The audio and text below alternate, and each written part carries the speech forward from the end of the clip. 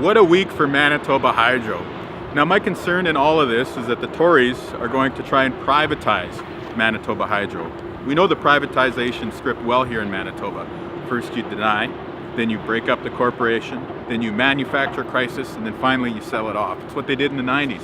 Of course, Philman denied, then they broke up MTS, then they manufactured a crisis, and then finally they sold off MTS.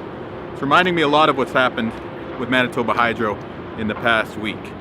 Now, we know that Pallister's denying that he wants to sell off Hydro, just like Philman did in the 90s. They have broken it up.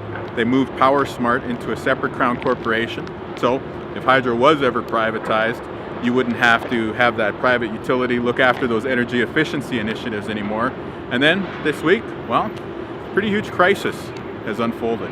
Now, most of that is due to the Premier's mismanagement and his inability to work with others, but it doesn't escape me that in his war of words with his former board chair, that they're still operating out of the same playbook. They're both talking about a decade of mistakes.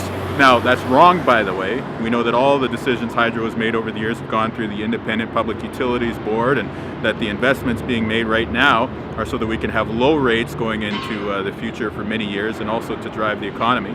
But I just make that point to highlight that they're working out of the same playbook. So again, they deny, they break it up, they create a crisis.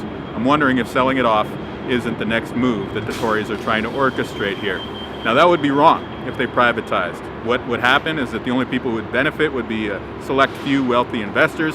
Meanwhile, everyone else would have to pay higher rates. That's just not right.